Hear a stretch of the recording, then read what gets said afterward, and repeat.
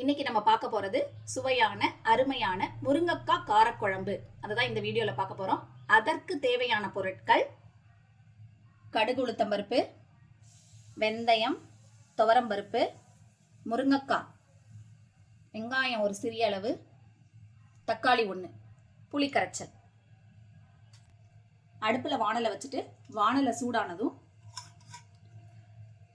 காரக்குழம்புக்கு நிறைய எண்ணெய் ஊற்றினா தான் நல்லாயிருக்கும்.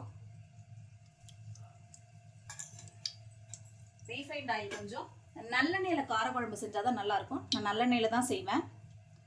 நல்லெண்ணெய் ஒரு 4 டேபிள் ஸ்பூன்.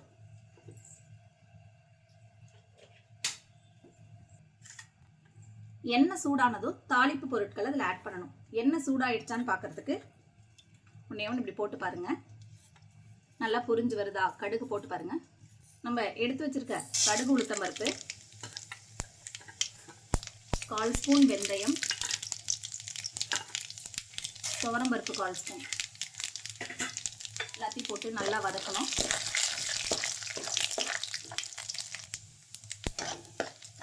எல்லாம் நல்லா வதங்கி வந்ததும் நம்ம எடுத்து வச்சிருக்க வெங்காயம், தக்காளி எல்லாத்தையும் போட்டு நல்லா வதக்கணும்.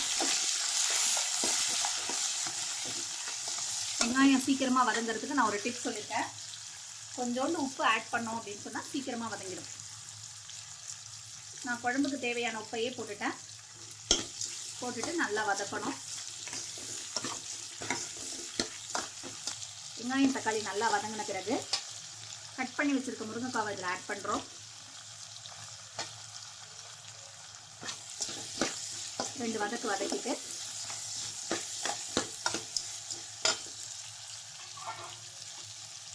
கால் ஸ்பூன் மஞ்சள்தூள்.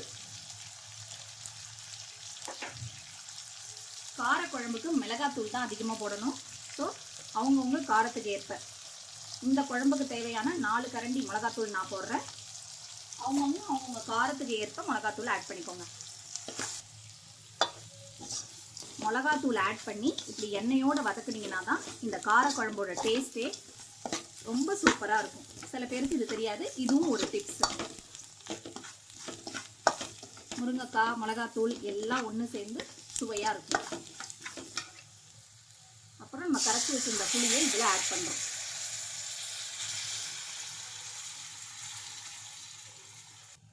நம்ம கரைச்சி வச்சிருந்த புளி கரைச்சலை எல்லாம் இதில் ஊற்றிட்டு இது எல்லாம் ஒன்றா கொதிக்கிற வரை வெயிட் பண்ணுறோம். நம்ம எடுத்து வச்சிருந்த புளி கரைச்சலை இதில் ஆட் பண்ணிவிட்டு ஒரு 10 நிமிஷம் இது கொதிக்கிற வரையும் வெயிட் பண்ணுறோம். இந்த மாதிரி கொதிச்சுட்டு இருக்க ஸ்டேஜில் ஒரு சின்ன துண்டு வெல்லம் ஆட் பண்ணணும். காரக்குழம்பு விரும்பி சாப்பிடாத பசங்க கூட இந்த டேஸ்ட்டில் சாப்பிடுவாங்க.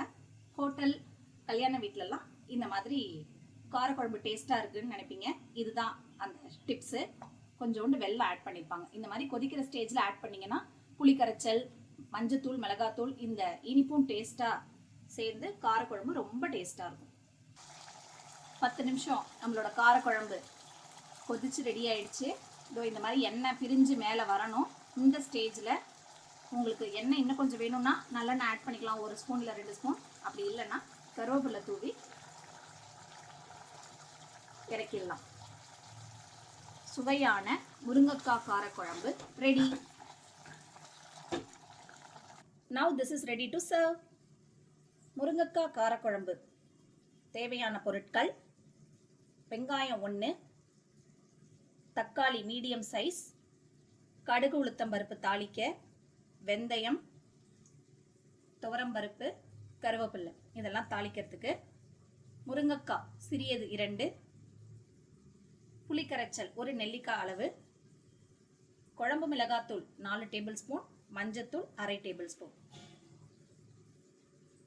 ஒரு வாணலையை வைத்து அதில் 4 ஸ்பூன் கடலெண்ணெய், 4 ஸ்பூன் நல்லெண்ணெய் இது ரெண்டையும் சேர்த்து எண்ணெய் காஞ்சதும் கடுகு உளுத்தம் பருப்பு, வெங்காயம், கருவேப்பிலை, வெந்தயம், துவரம்பருப்பு இது எல்லாத்தையும் தாளித்து முருங்கைக்காவையும் அதிலே போட்டு வதக்கிட்டு 4 ஸ்பூன் மிளகாத்தூள், மஞ்சத்தூள் சேர்த்து எல்லாத்தையும் வதக்கிட்டு புளிக்கரைச்சல் அதில் ஊற்றி 10 நிமிஷம் கொதிச்சோன்னே கொஞ்சோண்டு இனிப்புக்கு சுவைக்கு வெல்லத்தை ஆட் பண்ணிவிட்டு எண்ணெய் மிதந்து மேலே வர வரையும் 10 நிமிஷம் கொதிக்க விட்டுட்டு கடைசியாக கொஞ்சோண்டு கருவேப்பிலை தூவி இறக்குனா சுவையான முருங்கைக்காய் காரக்குழம்பு ரெடி.